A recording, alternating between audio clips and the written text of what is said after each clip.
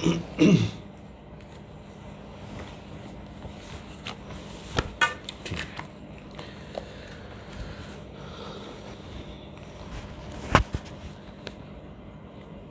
हक़ और असहाब अमीरुल मोमिनीन के मौजूद बात करें, ठीक है।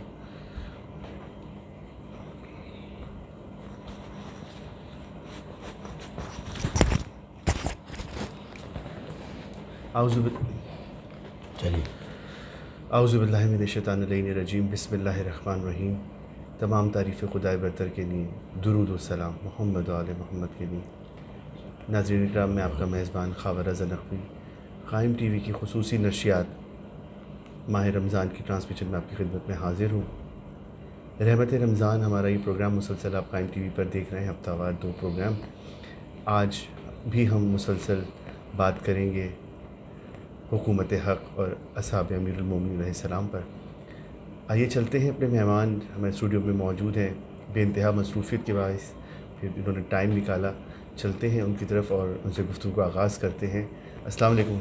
जी वालेकुम अस्सलाम। आपका बहुत शुक्रिया कि आज इन मसरूफ़ियात वाले दिनों में आपने टाइम निकाल रहे हैं और तहे दिल से हम आपके शुक्रगुज़ार हैं। बीबी आपको उसका ख़ास अजर दें। हम मुसलसल बात कर रहे हैं हुकूमत हक़ और असहाब अमीरुल मोमिनीन पर। तो आज मुझे आप बताएं किस असहाब के ज़िक्र करेंगे आप हमारे इस प्रोग्राम में आज? औज़ुबिल्लाहि मिनश्शैतानिर्रजीम बिस्मिल्लाहिर्रहमानिर्रहीम। जी, ये 17 रमज़ानुल मुबारक है और क़ाइम टीवी की तवस्सुत से हमारे नाज़रीन, हमारे सामीन हमें सुन भी रहे हैं, देख भी रहे हैं दुनिया के कोने कोने में। अच्छा, मैं 17 रमज़ान को अगर हम ना दें तो हाँ नहीं देते, ताकि अगर हम इसको आगे पीछे कहीं चलाना चाहें। अच्छा ठीक। औज़ुबिल्लाहि मिनश्शैतानिर्रजीम बिस्मिल्लाहिर्रहमानिर्रहीम। हमारे नाज़रीन क़ाइम टीवी के दुनिया भर में हमें देख रहे हैं और माह मुबारक में इस सिलसिले में हम गुफ्तगू करते आ रहे हैं हुकूमत हक़ और असहाब अमीरुल मोमिनीन पर। और मुसलसल आपने ये समाअत फरमाया इस सिलसिले में कि जनाब अमीर ने किन अशख़ास का तयन अपनी इस हुकूमत में किया कि जिस हुकूमत के बारे में अली ने मिंबर पर बैठने के बाद ये फरमाया कि आज हक़ अपने मकाम पर वापस आ गया है, और उसी जगह तशरीफ़ फरमा हुए जहाँ सरकार दो आलम बैठा करते थे। और हमने हर नशस्त में ये कहा, मौला के गवर्नरों पे, मौला के ओहदेदारान पे हम गुफ्तगू कर रहे हैं, तो हमने ये कहा कि जब हुकूमत हक़ है तो नुमाइंदे भी हक़ ही के हैं। और आपने यकीनन इससे पिछली नशस्तों में भी जनाब सहल का तज़किरा सुना, जनाब हुज़ैफ़ा का तज़किरा और जनाब क़ंबर का तज़किरा, ये होता रहा। और ज़ाहिर है कि आप आगे भी सुनते रहेंगे। आज जिस शख्सियत पे मैं गुफ्तगू करना चाह रहा हूँ और मेरा मतमे नज़र यही है कि बहुत से असहाब ऐसे हैं जिन्हें हम निस्बतन जानते हैं, ज़ाहिर है उनके बारे में भी उनकी सीरत और अहवाल भी कम जानते हैं, मगर निस्बतन फिर भी कुछ शख्सियात हैं। मालिक अश्तर हैं जिन्हें मिस्र में गवर्नर लगाया गया था, हज़रत मोहम्मद बिन नबी बकर हैं जिन्हें मौला ने बेटा कहा है। तो इनका तज़किरा वो है जिन्हें हम निस्बतन मजालिस में भी सुनते हैं और प्रोग्राम्स में भी उनका तज़किरा। लेकिन तफसीली बात नहीं हो पाती। जी हाँ, लेकिन मैं चाह रहा हूँ कि खुसूसी तौर पे इन पे भी हम गुफ्तगू करेंगे, लेकिन ज़रा मुख्तसर। लेकिन वो हस्तियाँ जिनका सिरे से तज़किरा ही नहीं हुआ या इतना कम हुआ है कि नाम भी लोगों को याद नहीं है, उन्हीं में एक नाम, जैसे हमने गुज़िश्ता प्रोग्रामों में अर्ज़ किया, जनाब सहल इब्न हुनैफ़ का था, आज भी उसी से मिलता जुलता एक नाम हज़रत उस्मान इब्न हुनैफ़ का है, जो कि सहाबी रसूल भी थे और मौला के आशिक़ भी थे। और फिर मौला ने इन्हें बसरे का, जो इराक़ का शहर है और जो ज़ियारतों पे जाते हैं उन्होंने बसरे का नाम यकीनन देखा हुआ नहीं है तो सुना हुआ ज़रूर है। तो बसरे का गवर्नर मौला ने और पहला गवर्नर हज़रत उस्मान इब्न हुनैफ़ को लगाया है। तो आज हम उन्हीं के हालात पे गुफ्तगू करेंगे ताकि लोग ये पहचान सकें कि अली ने अगर किसी का इंतखाब किया है तो उसके पीछे सबब क्या था। सुभान अल्लाह।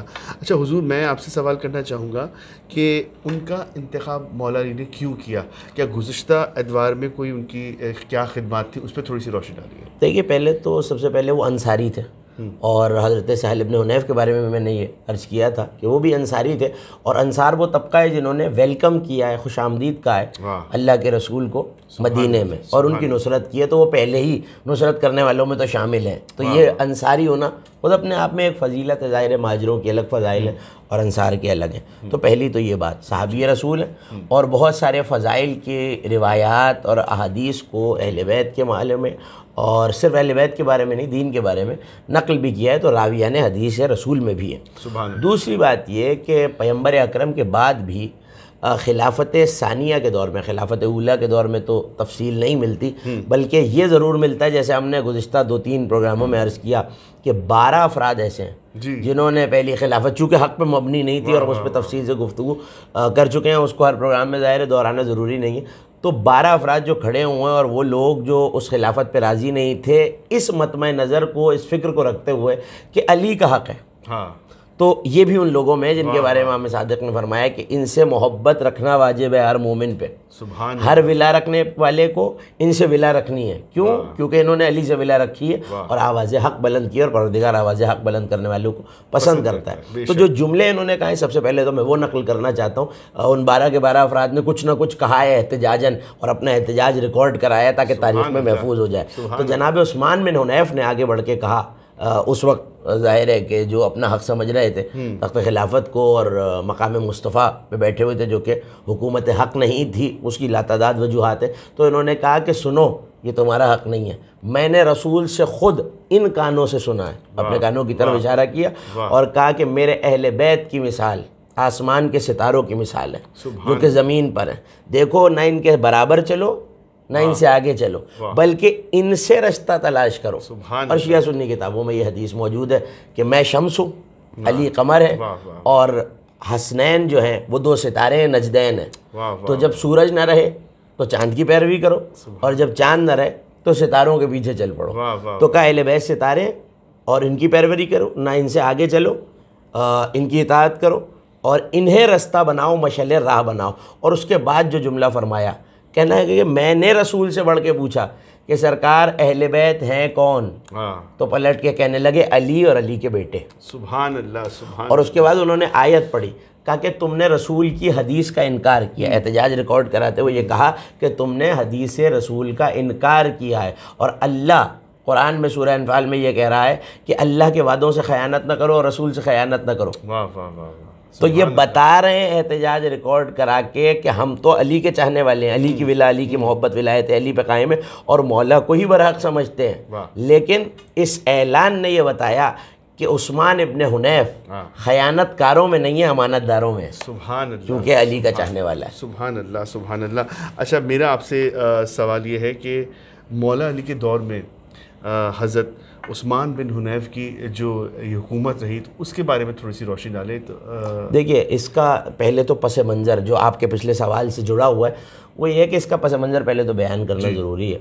और वो पस मंज़र ये है कि पहली जो खिलाफतें हैं उनमें इनकी क्या खिदमत रही हैं, तो वो भी एक आपका सवाल का हिस्सा था और ये दोनों सवाल आपस में जुड़े हुए हैं। देखिए, पहली खिलाफत में जैसे मैं अर्ज़ कर रहा था कि कोई बहुत ज़्यादा तफसील मैसर नहीं है किताबों में कि क्या खिदमत थी, यकीनन कुछ ना कुछ रहा होगा। लेकिन दूसरी खिलाफत में जनाब अमीर ज़ाहिर है, मैंने अर्ज़ किया कि ये एतराज़ होता है कि अगर हुकूमत हक़ नहीं थी तो अली मशवरा क्यों देते थे। तो मशवरा मैं अर्ज़ कर चुका हूँ पिछले प्रोग्रामों में कि इस्लाम को दिया जा रहा है, खिलाफत को नहीं दिया जा रहा। अगर मदद हो रही है या कोई गलत फैसला हो रही है, और जाहिर है कि खुलफा जानते थे कि नबी ने यह फरमाया है, अली के पेशरो जानते थे कि तुम में सबसे बड़ा फ़क़ीह अली है, वाह, तुमसे बड़ा सबसे बड़ा आदिल अली है, दीन की समझ बूझ सबसे ज़्यादा। वही तो वजह थी कि हज़रत उमर जैसी शख्सियत ने यह कहा कि लौला अली लहलक उमर, अगर अली ना होते तो उमर हलाक हो जाता। तो मशवरा किया जनाब अमीर से कि ज़ाहिर है कि सल्तनत इस्लामिया फैल रही है और सिर्फ मुसलमानों तक नहीं फैल रही। जो मुसलमान है वो तो मुसलमान है, लेकिन कोई गैर मुस्लिम है तो उन्हें जिजिया देना पड़ता है और खिराज आता है और बागात से पैसा जमा होता है।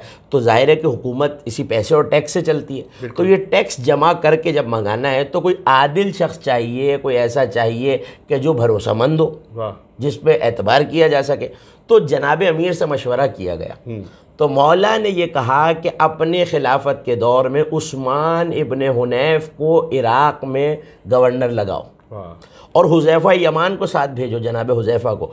और हुज़ैफ़ा के साथ सिर्फ भेजो नहीं, करना ये है कि जब हुज़ैफ़ा के साथ जाएं तो अब 2 दरिया बहते हैं इराक़ में। आप दोनों के नाम जानते हैं और जो ज़ियारतों पे गए हुए हैं उन्होंने यकीनन ये नाम सुने हुए हैं। सीना साफ कर लीजिए।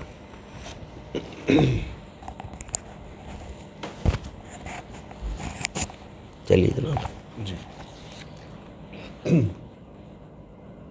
ये नाम उन्होंने सुने हुए हैं। जी। तो एक दरिया को फुरात कहते हैं, जिसका करबला में भी आप जिक्र सुनते हैं, मसाइब में भी सुनते हैं, और दूसरे को दजला कहते हैं। बिल्कुल, नाम बड़े मारूफ हैं दजला और फुरात। तो जो दजला के किनारे वाले सारे बागात और फसलें थी, उनसे जो पैसा और रेवेन्यू जमा होता था वो जनाब हुज़ैफ़ा करते थे। और फुरात, जिसके बहुत से फ़ज़ाइल वारिद हुए हैं, वहाँ जनाब अमीर ने मशवरा दिया था कि उस्मान इब्न हुनैफ को भेजा जाए। वाह वाह। तो उस दौर में भी, लेकिन हो सकता है कि कहीं ये सवाल उभरे कि भाई अगर अली को हक समझते थे तो फिर उस हुकूमत में मदद क्यों की और उसके कारिंदे क्यों रहे? तो अली के मशवरे से रहे। वाह वाह। क्योंकि मौला ने कहा था, तो जाहिर है कि जब मौला ने मशवरा दिया है तो उस्मान इब्न हुनैफ ये जानते हैं कि मेरे मौला ने कहा है तो इसमें कोई ना कोई मेरी बेहतरी है। रहे वहाँ पर, और उसके बाद भी खिलाफत सालिसा के आगाज़ तक वहाँ रहे। लेकिन अब जाहिर है कि एक बहुत बड़ा मसला खिलाफत सालिसा में जो तीसरे खलीफा पे इल्ज़ामात हैं और एतराज़ात हैं, जिसकी बिना पर यह कहा जा रहा है कि वो हुकूमत हक़ नहीं थी, उनमें अक़रबा परवरी है। तो खलीफा सालिस के जो दाई के बेटे हैं, और उनका नाम जो है वो तारीख़ ने अब्दुल्ला बिन आमिर लिखा है। तो वो दाई ज़ाहिर है कि उस वक्त दूध पिलाने वालियाँ होती थी, तो रज़ाई भाई हुए खलीफा के, उन्हें लगाया गया। अच्छा, ये बहुत अहम सवाल है कि उन्हें हटा के मौला ने, देखिए हमने हज़रत हुज़ैफ़ा के ज़माने में ये कहा था कि मौला ने बरकरार रखा है जी। तो यहाँ मौला ने अगर तब्दील किया है तो वहाँ बरकरार रखने की भी वजह थी। अली का कोई फेल हिकमत से खाली तो नहीं होता। बेशक। तो यहाँ अगर बरकरार रखा है हज़रत हुज़ैफ़ा को तो भी कोई वजह थी, और यहाँ माजूल किया है तो भी कोई वजह है, क्योंकि उन्होंने, हम ये वक्फे के बाद अर्ज़ करेंगे कि उन्होंने फितना परवरी की है। एक तो लगाया भी अक़रबा परवरी की वजह से मुकर्रर किया गया था, और जिस दिन से अली की बैत हुई है वो ख़ुद ये समझ गए थे वाह कि अली मुझे हटा देंगे और अपना कोई कारिंदा, अपना कोई भरोसेमंद भेजेंगे। तो उन्होंने मिंबर पर चढ़ के ऐलान कर दिया था कि लोगों देखो, मैं तो अभी तक तीसरे खलीफा की बैत में हूँ, और ज़िंदगी में जैसे उनकी बैत में था अब भी बैत में हूँ। तो जाहिर है जब पूरा आलम इस्लाम अली की बैत कर रहा है और एक गवर्नर जो खलीफा वक्त, हाकिम वक्त के ख़िलाफ़ बगावत पे उकसा रहा है लोगों को, तो जाहिर है कि अली जानते थे, और माल की खुर्द-बुर्द का इल्ज़ाम भी उनके ऊपर था। लेकिन चूँकि हज़रत उस्मान इब्न हुनैफ पिछले अदवार में भी सादिक़ व अमीन साबित हुए थे, तो इस वजह से अली ने मिसाल भी कायम कर दी थी कि देखो, मैं अपनी चाहत की वजह से, या मेरा चाहने वाला सिर्फ इसलिए नहीं, ये सादिक भी है, अमीन भी है, और मेरिट की बुनियाद पर मैं इसे बसरे का गवर्नर लगा। सुभान अल्लाह, सुभान अल्लाह। बहुत खूब आपने रोशनी डाली। नाज़रीन, हम हुकूमत हक़ और असहाब अमीरुल मोमिनीन के मौजू पे बात कर रहे हैं। वक्त हुआ ब्रेक का, थोड़ी देर में हाजिर होते हैं। ये प्रोग्राम होगा लंबा, मसाइब अगले वाले में। अच्छा सही। मैं ये दरअसल इसलिए चाह रहा था कि अगर हम इसको 18 रमज़ान को चलवाएं, एक 18 को चलवाएं और एक हम चलवाएं 20 को, तो मैं इसलिए चाह रहा हूँ कि मसाइब पर थोड़ा सा पहलू आ जाए। चले, मैं थोड़ा सा आखिर में सुन के करता हूँ।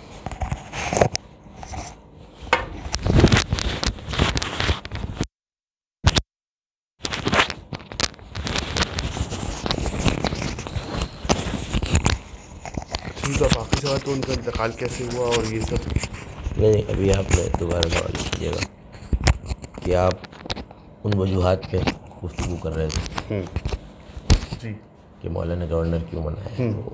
तो हाँ, ठीक है।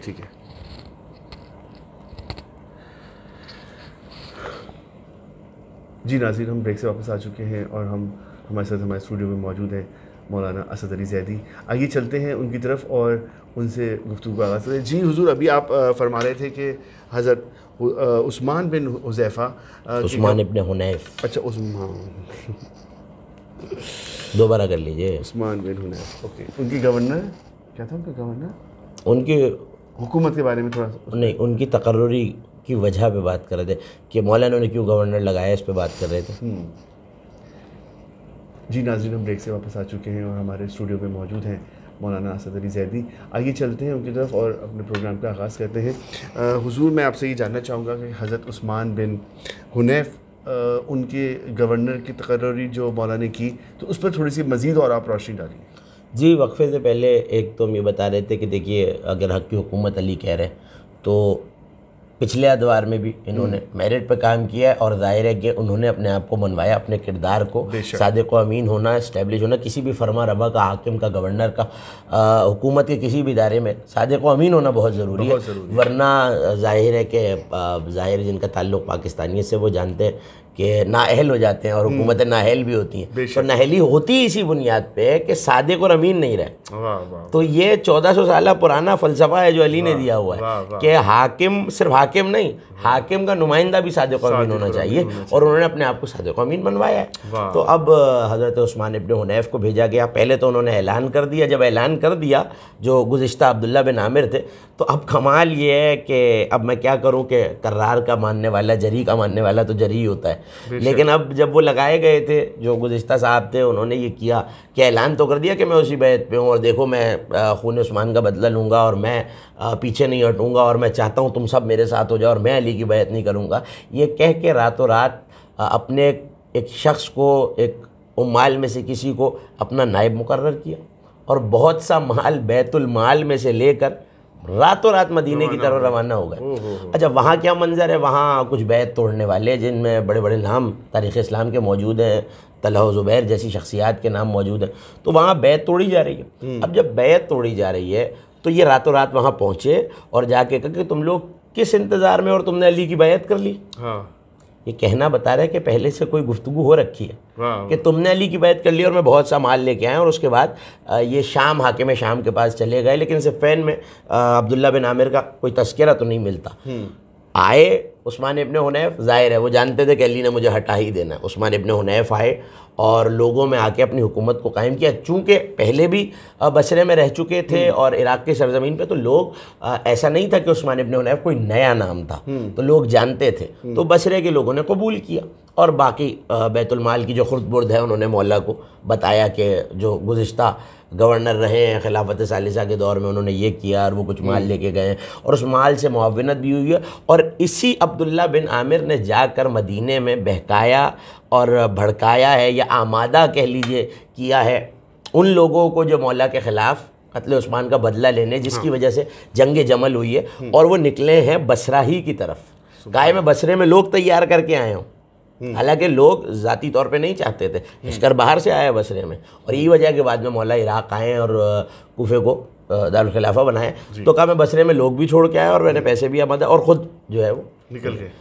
अच्छा, अब यहाँ पीछे से ज़ाहिर लोग चले, लेकिन कदम कदम पे मौला की नज़ारत देखिए, और ये बताना था। तो कोई बहुत बड़ा जुर्म नहीं किया है हज़रत उस्मान बिन हुनैफ ने, लेकिन नहजुल बलागा में मौला अली का ख़त मौजूद है जो उस्मान के नाम लिखा है।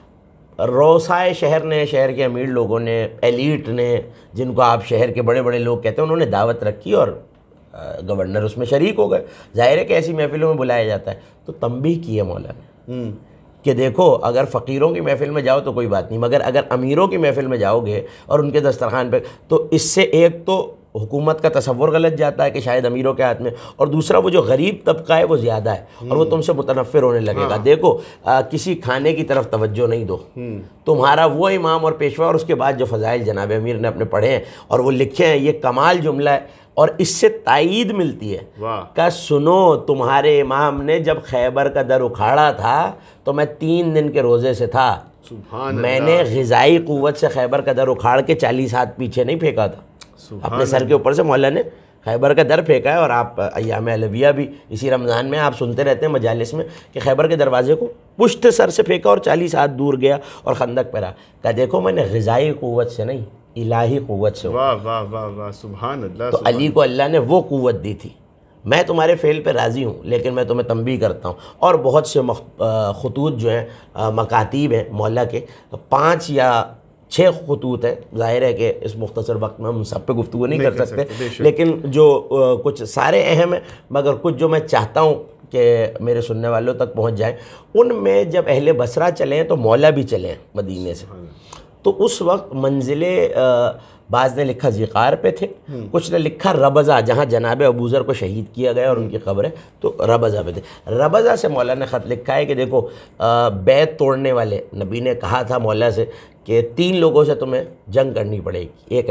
एक नाकिसीन है, एक कासितीन है, एक मारिकीन है। नाकिसीन बैत तोड़ने वाले यानी जमल वाले, क्योंकि बैत तो की है। अल्लाह ज़ुबैर ने 3 मरतबा जनाब अमीर ने बैत ली है कि देखो तुम बैत नहीं तोड़ोगे, वादा करोगे बैत नहीं तोड़ोगे। मक्के उम्रे के लिए जाने लगे, फिर बुलाया कि देखो मक्के जा तो रहे हो, मैं इजाज़त दे रहा हूँ, मगर बैत नहीं तोड़ना। तो 3 दफ़ा क्यों की है? अली तो जानते हैं इल्म इमामत से, मगर हुज्जत को तमाम करना है कि कहीं डर में तो बैत नहीं कर रहे, बाद में बैत तोड़ के ये कह दो कि हमसे ज़बरदस्ती बैत ले ली थी। तो ये मरहला रहा। अली ने ख़त लिखा का बैत तोड़ने वाले तुम्हारी तरफ आ रहे हैं, और सुनो सख्ती नहीं करना। इसी करीमी को अली कहते हैं, सख्ती नहीं करना। पहले उन्हें हक़ की दावत देना, मेरी खिलाफत और मेरी हुज्जियत की तरफ दावत देना, नबी के नायब की तरफ दावत देना। अगर मान ले तो नरमी करना, वो मुसलमान है, और अगर ना माने तो फिर उनसे क़िताल करना, फ़ौरन तलवार ना चलाना। मौला का इंसाफ आए। अब एक बहुत तवील वाक़या है कि क्या वाक़यात रहे, लेकिन धावा बोला गया और ऐसे में मिंबर पे गए जनाब उस्मान इब्न हुनैफ, और मिंबर पे जाके कहा, लोगों अगर कोई खिलाफत का सबसे ज़्यादा हकदार है तो अली इब्न अबी तालिब है। सुनो, अली के हाथ पे तुमने बैत नहीं की, ये तुमने खुदा के हाथ पे बैत की है। यहाँ से उस्मान इब्न हुनैफ ने ये भी बता दिया कि अली यदुल्लाह है, और कहा देखो यदुल्लाह फौका ऐदीहिम, और अल्लाह का हाथ सबसे बुलंद होता है। तो जो खुदा के हाथ पे बैत कर ले, वो अब बंदों के हाथ पे क्या बैत करे? सुभान अल्लाह, सुभान अल्लाह। तो कहा देखो अली खिलाफत के सबसे ज़्यादा हकदार हैं। और सुनो, अली को किसी सहाबी रसूल की ज़रूरत नहीं है, और हर सहाबी रसूल को अली की ज़रूरत है। बेशक, अली उन तमाम फ़ज़ाइल में शरीक हैं, चाहे जंगें हों, चाहे भूखा रहना हो, चाहे मुश्किलात काटना हो, अली इन सब के साथ शामिल है। मगर जो फ़जीलतें अल्लाह ने अली को दी हैं, इन सब में कोई एक भी नहीं है जो उसमें अली के साथ शरीक है। अली हर फजीलत में शरीक है, मगर और कोई अली की फजीलतों में शरीक नहीं। और सुनो, अगर तुम मेरा साथ न भी दो, ये जुमले बहुत अहम हैं और मैं चाहता हूँ कि हमारे सुनने वालों तक पहुँचे। अगर तुम में से एक भी मेरा साथ न दे, मैं अकेला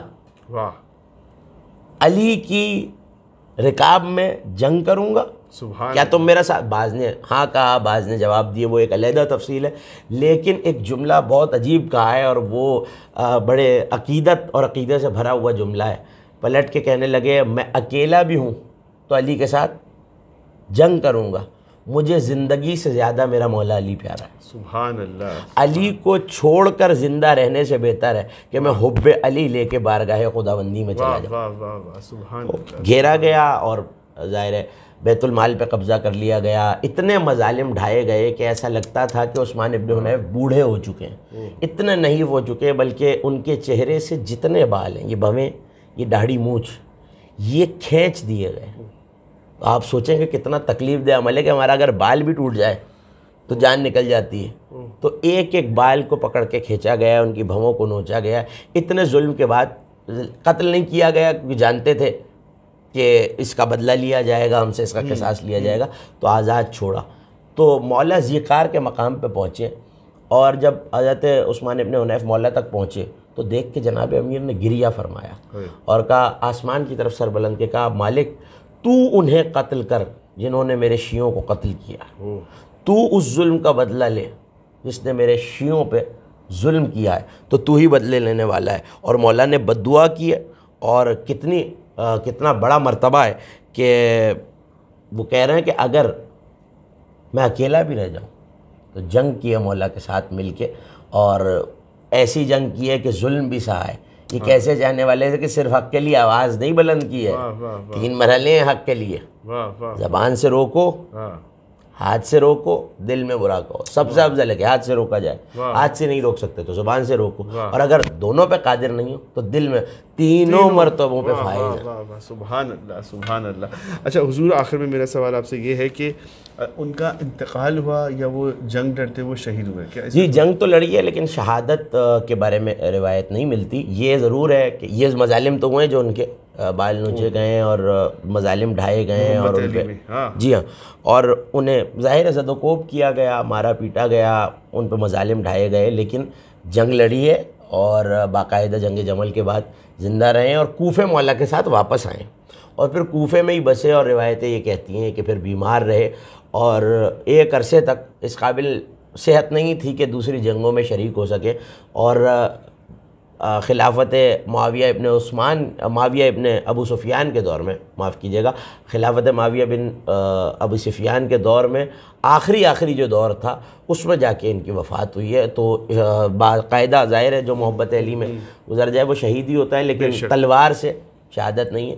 ज़ाहिर इतने मजालिम ढाए गए और इतनी तकलीफ़ें पहुँचाई गई कि ये शहादत ही है, मगर तलवार से नहीं है। बीमार रहे और आखिरी वक्त तक इश्क़ अली में सरशार रहे। हुजूर, मैं आपसे आखिर में ये चाहूँगा कि क्योंकि ये ख़ास तारीख़ें हैं मौला से मंसूब, तो आप कुछ शहादत के उनके कुछ अय्याम के बारे में। जी, मज़लूमियत अली का तकाज़ा यही है कि नबी ने ये फरमाया था कि या अली, अव्वल व आखिर में दो शक़ी तरीन लोग हैं। एक वो जो अल्लाह के मोजज़े नाक़े सालेह की कूचे पे करेगा, और दूसरा वो या अली जो तुम्हारी दाढ़ी को तुम्हारे खून से रंगीन करेगा। तो कुछ जुमले रसूल ने फरमाए कि या अली, अपनी ज़िंदगी में जब वसीयतें फरमाई तो कहा या अली तुम्हारा हक़ छीना जाएगा। कहा या रसूलल्लाह मैं सब्र करूँगा। कहा या अली तुम्हें महरूम किया जाएगा। कहा या रसूलल्लाह मैं सब्र करूँगा। नबी एक एक जुल्म बताते गए जो बाद नबी हुआ, लेकिन एक मरहला वो आया जहाँ अली से रहा नहीं गया, और रिवायतें ये कहती हैं कि अली चेहरे के बल ज़मीन पे गिर पड़े। और वो मसाइब, वो मुसीबत ये है कि जब नबी ने ये कहा कि या अली तुम्हारे घर का दरवाज़ा जलाया जाएगा, या अली फ़ातिमा ज़हरा पे जुल्म किया जाएगा, तो ये बात अली से बर्दाश्त नहीं हुई। जिसे अपना हक़ बर्दाश्त है, अपने ऊपर जुल्म बर्दाश्त है, उसे सैयदा के मसाइब बर्दाश्त नहीं है। बाद नबी ज़ाहिर है बड़ा कठिन वक्त देखा मेरे मौला ने, लेकिन जब 40 हिजरी का माह रमज़ान का चाँद आया तो सबसे पहले अली मुस्कुराए और मुस्कुरा के आसमान की तरफ देखा, और अचानक अली की आंखों में आंसू आए और अपनी दाढ़ी को, रीश मुतहर को हाथों में थाम के ये कहा कि इन्ना लिल्लाहि व इन्ना इलैहि राजिऊन। वो महीना आ गया जिसका अली से वादा था, और हर बढ़ते हुए दिन में ये पूछते जाते थे, हसन मेरे लाल अब रमज़ान का कौन सा रोज़ा आ गया। कई महीनों से अली पूछ रहे थे माह रमज़ान में कितने दिन रह गए, मगर अब जब ज़ाहिर तारीख़ें करीब आ रही हैं तो इल्म इमामत से अली जानते हैं। 13 रमज़ान के बाद अली ने एक एक औलाद के घर रोज़ा इफ्तार करना शुरू किया। खुदा किसी बेटी पे ये दिन न लाए। आखिरी इफ्तार 18 रमज़ान आए हैं मेरे मौला अपनी बेटी जनाब उम्मे कुलसूम सलामुल्लाह अलैहा के पास। किस बेटी का दिल नहीं चाहता कि बाप आए और एहतमाम करें, मगर अली ने बड़ा मुख्तसर अफ्तार किया। और बीबी कहती है सारी रात मेरे बाबा कभी सहना खाना में जाते थे, कभी मुसल्ले पे वापस आते थे और आसमान की तरफ देख के कहते थे सितारों गवाह रहना, अली ने तुम्हें डूबते तो देखा है मगर तुमने अली को सोते नहीं देखा। और फिर एक मरतबा आसमान की तरफ सर बुलंद करते थे और गिरिया करके कहते थे हाँ ये वही महीना है जिसका अली से वादा किया गया था। आज मैं अपने भाई अल्लाह के रसूल से मुलाकात करूँगा, मैं अपने परवरदिगार से मुलाकात करूँगा। तो जाहिर है कि अहले खाना बेटी तड़प गई, और जब चलने लगे तो अजीब अजीब जुमला है तारीख़ में लिखा कि बेज़बान परिंदे, वो मुर्गाबियाँ जो मौला के घर में थी उन्होंने अबा के दामन को थामा, तो बीबी देख के तड़प गई। का घबराओ नहीं, ये मुझ पर नोहा पड़ रही हैं, शायद वो कह रही हो मौला आज ना जाइए वरना हसनैन यतीम हो जाएंगे, मौला आज ना जाइए वरना जनाब ज़ैनब यतीम हो जाएंगी। चलने लगे तो जंजीर दर कमर के पटके में फंस गई। शायद एक एक चीज़ कह रही थी कि मौला आज न जाइए। एक मलऊन जहर में बुझी हुई तलवार लिए बैठा है, मगर इसे अली का किरदार कहते हैं कि जब आए तो औंधे मुँह इब्ने मुलजिम सो रहा है, पैर की ठोकर से हिलाया और कहा अली को ये बात गवारा नहीं है कि अपनी जान के खौफ से तुझे नमाज के लिए न जगाया। ऐसे में मेरे मौला ने आज़ान भी खुद कही, और अब जब अज़ान कही और नमाज के लिए सफ़े कायम हुई तो मेरे मौला पहली रकत के दूसरे सजदे में पहुँचे थे। इसने वो ज़रब कारी लगाई कि अम्मामा शगाफ्ता हुआ और एक खून का फव्वारा निकला, और एक मरतबा ज़मीन कूफा लरज़ने लगी। एक आवाज़ गूंजती जाती थी तहद्दमत वल्लाहि अरकानुल हुदा, आज हिदायत के रुकन को मुनहदम कर दिया गया, आज नबी के वसी नबी के भाई को शहीद कर दिया गया। क़द क़ुतिला अमीरुल मोमिनीन।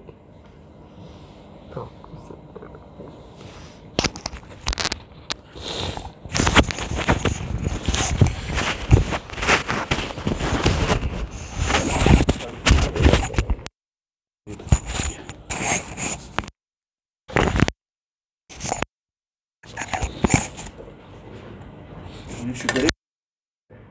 ने करम कर दिया। बात नहीं करें उन्होंने करम कर दिया।